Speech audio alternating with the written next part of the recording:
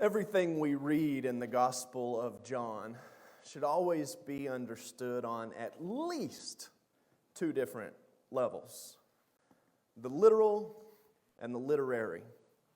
When we read of the Pharisee Nicodemus coming to Jesus at night, we're to hear that it wasn't just the PM, but that he comes in unbelief and in secret. When the woman at the well meets Jesus in the brightest part of the day, we're to read that this story is going to have some gut-wrenching honesty in it.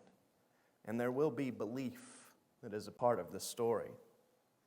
So today, when we read of a man blind from birth, well, then we can assume that we're probably about to read a story where people who have been spiritually blind all of their lives are going to be on the stage also. People who are blind to the presence of God in their world and in their midst. The story begins with one of the most important spiritual and philosophical questions: the problem for the ages, the problem of evil. Who sinned, this man or his parents, that he was born blind? That's the questions the disciples ask that spurs this entire dialogue, this whole scene of the Bible. They assume that this man's affliction is a result of sin. If the disability is a result of sin, well then, in some way the universe is still just, isn't it? And they need not fear. There are passages in the Old Testament that do lend themselves to this kind of an interpretation, actually. In more than one place, the Bible does specifically say that God will repay the sins of the father to the second and third generations.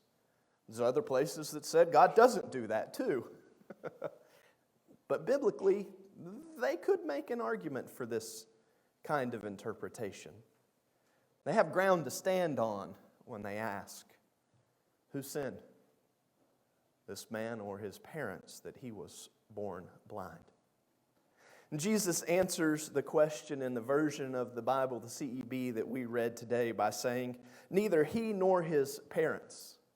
This happened so that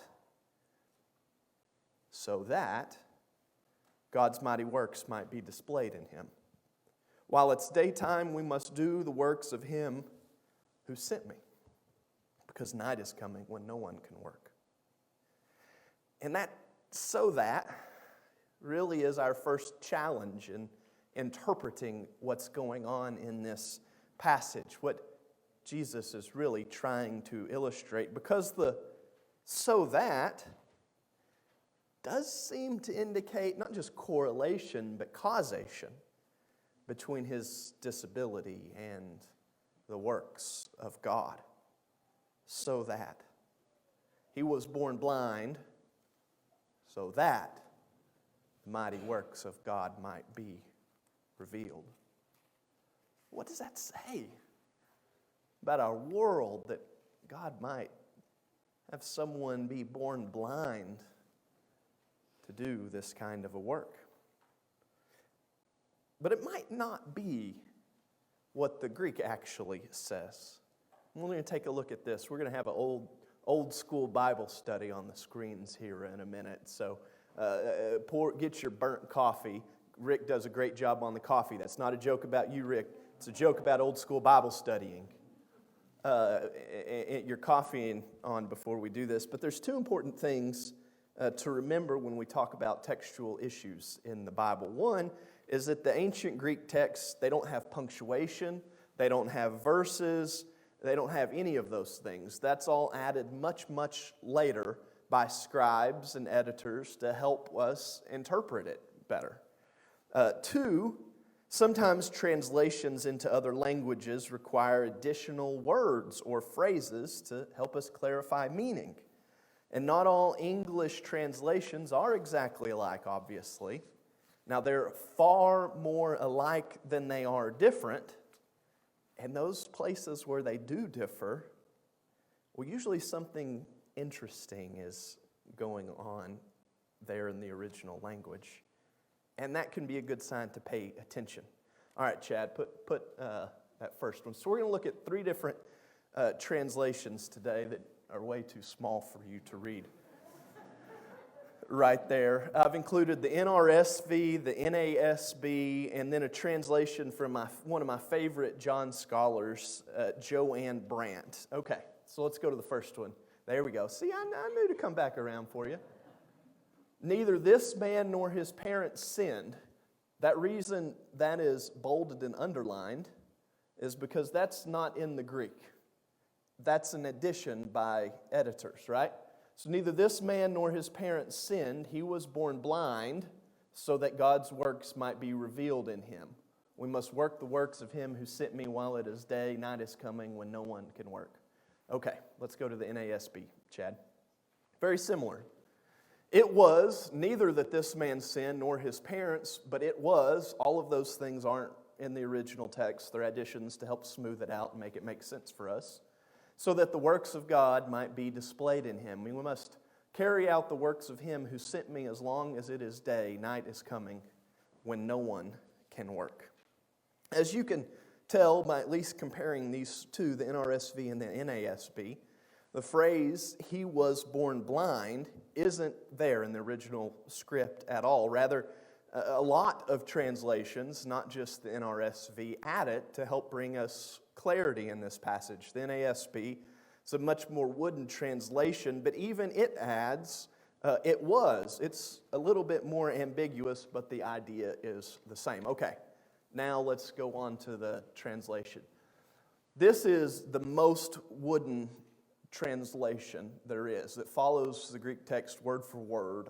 It's not always the best idea to do that when interpreting, but sometimes it is. So Joanne Brandt, whose translation this is, takes it further and notices that if we don't add any phrases, if we don't add anything of our own to help us fill in the gaps, then we're left with an entirely different interpretive option, one that makes a lot more sense to me.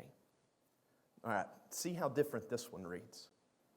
Neither did this one nor his parents sin, period. But in order that the works of God might be manifest to you, it is necessary for us to work the works of the one who was sent me while it is day. Night is coming when no one is able to work. Leave this one up here for a minute, Chad, if you would. The so that, or the in order that you see at the beginning of that second sentence there is the tiny little Greek word hina. It's supposed to connect two different things, two different ideas together. The difference is that NRSV and the NASB connect being born blind with the mighty works of God. That's an interpretive decision that we have to add some of our own phrasing to arrive at that decision. What Joanne Brandt does that I think is really clever and much, you got a lot wider place to stand textually, is that she uses the hina, the so that, to connect not being born blind and the works of God, but to connect the invitation for us to work and the works of God. It becomes not this man was born blind so that the mighty works of God could be revealed, but this man was born blind. And so that the mighty works of God can be revealed, you must do the work of the light while it is still day. Brandt's translation connects our own work to God's work being manifest in the world. That it is necessary for us to work so that the works of God might be made manifest in the world. It's the difference between saying bad things happen so that God can do good things versus bad things happen, period. Full stop. And God is present even there. And even there, in the middle of bad things, you have agency. Even there in the middle of bad things, you can partner with God, who's right there with you, to shine the light of God in the middle of bad things. The "so that" isn't about blindness or disability. It's about how we partner with God to make the work of God manifest in the world. It's the difference between this bad thing happened, period, and now you're invited to do something in the midst of this versus being just the pawns of God on a chessboard in which we have no agency. You see, this text doesn't try to address why bad things happen, why some people are born with disabilities and others aren't, or even offer much of a theology of disabilities. Like many, many places in the rest of the Bible, it simply accepts the fact that bad things happen to people. While some people want to blame it on sin or even God, the Gospel of John just accepts that bad things are just a part of life. And that sometimes life just isn't fair. Sometimes we find ourselves in bad situations through no fault of our own or anybody else's. And the Gospel of John doesn't ask the questions, why do bad things happen, or why isn't life fair? It asks a different question. When bad things happen, where's God at? Where is God at when life isn't fair? And the answer, of course, is the cross. God is right there in the middle of it. God is right there suffering the worst of it, enduring it right alongside of us. But not everyone can see that. Not everyone can see the presence of God in the bruised body of a beaten man. Not everyone can see God in solidarity with the suffering while the suffering continue to suffer. Just like not everyone can see that the healing of this blind man from birth on the Sabbath was an act of God. Because God works in ways that are outside of, well, what they expect God to do, outside of the way they think God should act. Only those who have eyes to see and ears to hear, the text tells us in a great many places, sometimes are able to perceive what God is doing in Jesus and what Jesus is doing in our world and in our own midst. And it is the great irony of this text that the blind man sees and the seeing men are, in fact, blind to God standing incarnate right in front of them. After the blind man is healed, the religious leaders see that he was healed on the Sabbath, so they question him and press him. It can't be an act of God because they've already made their minds up about how God is supposed to act in this kind of a situation. So they question the blind man, and first he says that Jesus is a prophet. How could he do this thing if he weren't from God? Which the religious leaders flatly reject. Then, toward the end of the story, we have the declaration that the whole story really pivots around. All I know is I used to be blind, and now I can see. You can't argue with that. But that's also an argument that won't make converts out of those who won't be converted. But it is the faithful witness to which God calls us. I once was blind, but now I see. And the Pharisees don't change their mind. They don't have a great change of heart and say, my gosh, we can't argue with this irrefutable analysis. They actually kick him out of the synagogue, expel him from the religious services for his witness.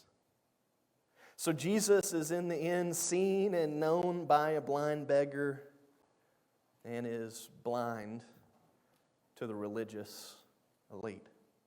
It's a cautionary tale about religious arrogance, about being so sure of ourselves and our interpretations of God and our interpretations of how God is supposed to behave and show up in our own problems. So sure that we miss the God who is at work right in front of us. There's a great story that the Jewish philosopher Abraham Joshua Heschel tells in his book, I Asked for Wonder, where he compares the story of King Solomon when God tells Solomon he can ask for anything he wants and it would be given to him, and Solomon asks for wisdom. And Heschel says he considered asking for wisdom himself. He very seriously considered asking for riches himself, Heschel says, living on the poor professor's salary. And he thought about knowledge, because he wants to be very good at his job and he wanted people to know it. But in the end, what he decided to ask for instead was wonder. And God did not disappoint, he writes. I think that's a part of what is going on in this text. We become sometimes so sure of ourselves, and we forget to walk through life with wonder, open to the possibility that God might be here among us in places as confusing as a cross, in places that the world might call failures, in places that, well, the empire might just look down upon. But when we have eyes to see, sometimes it's right there. It's right there in a man born blind from birth. It's right there in a place that the world might call a failure. It's right there in the broken body of a beaten man that we find the presence of God in our world. And it's right there that we are invited to take up our crosses too, to work with God in the very places of blindness and brokenness, to bring healing and sight. As we stand there too with each other saying, look, all I know is I used to be blind, but now I can see. And what I see is beautiful. Amen.